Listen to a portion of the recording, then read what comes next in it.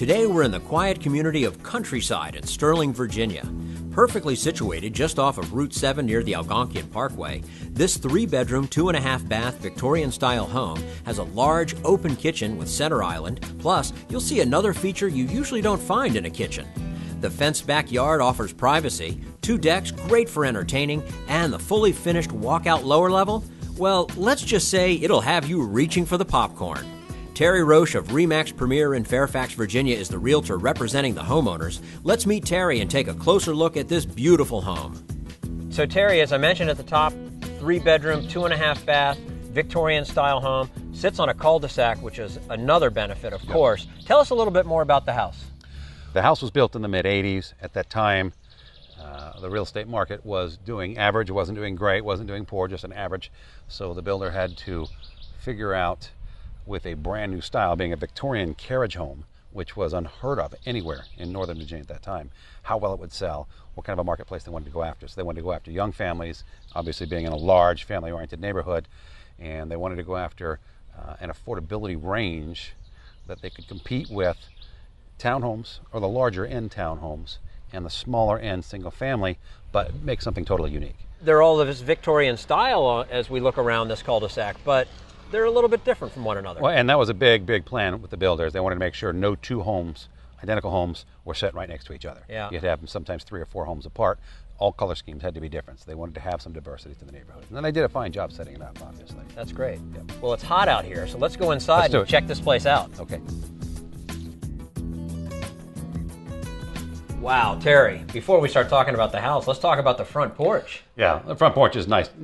It's really nice from a curb appeal point of view, but more importantly, when the house was built and the neighborhood was built with these Victorian carriage-style homes, gave people a better sense of community. You could say hi to your neighbors as they're walking by. You could see your kids playing in the cul-de-sac, whatever. You got plenty of room for furniture, plenty of room just to go out and hang out. Of course, it's about 15, 20 degrees cooler in the porch than it is in the sun.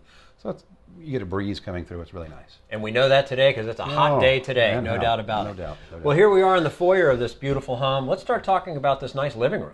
Living room, family room, people set them up different ways in this house. Pulte focused on only 3 rooms when they really wanted to over-accentuate the house. The dining room, which is really amazing for a house this size, you can see right now there's a table in there that holds 6. You've got a buffet. You've got plenty of room either side, and you've got an enormous amount of room in the back here that you could add another leaf. You could have 10 people sitting here eating comfortably.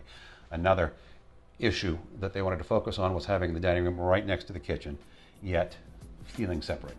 Well, speaking of dining and speaking of kitchens, let's go look at it. Okay, let's go. Wow, wide open kitchen, Terry. This is beautiful. You and I grew up. Our parents would have guests over. They would have a separate kitchen, a separate dining room, a separate living room. Everything was cordoned off. Sure, yeah. Guests would never see the kitchen. People entertain totally differently now. You probably don't even go to a dining room.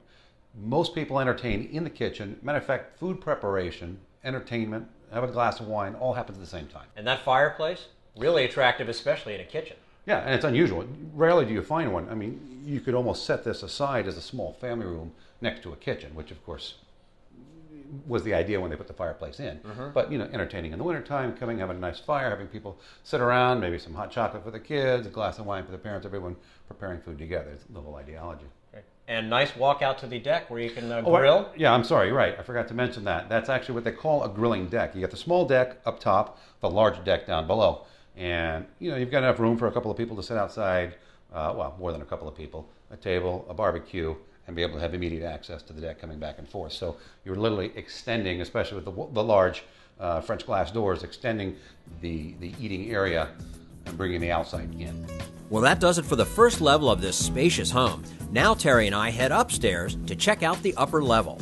In addition to the master bedroom, which we'll show you in a minute, the upper level has 2 other bedrooms for guests or growing families. A full bath with shower and tub, plus a skylight for a nice splash of natural light. Now, here's what you've been waiting for. This is a really big master bedroom, something you wouldn't necessarily guess from the outside of the house. This master bedroom is supersized, and the ideology behind it was put more into the master bedroom, add this sitting room, add a entranceway into the bathroom area, separate a vanity area from the actual shower area. Design it more like a master suite that you would see in a 4,000 or 4,500 square foot house. Anytime we get a house to put on the market, we know there's a large master suite, a large kitchen, and more importantly than just large, designed to work functionally. We know that house is going to be sold very quickly. Now we'll quickly head down to the lower level to check out a movie lover's dream room. Whoa, this might be my favorite room in the entire place. A media room. Yeah, unusual for a house in this price range. As a matter of fact, almost unheard of to have a professionally designed, wired, and laid out media room in a house in this price range. Now, if you'd like to find out more about this beautiful home, or others like it, give Terry Roche of RE/MAX Premier in Fairfax a call at 703-322-0600 or reach him on the web at InsideRealEstate.com.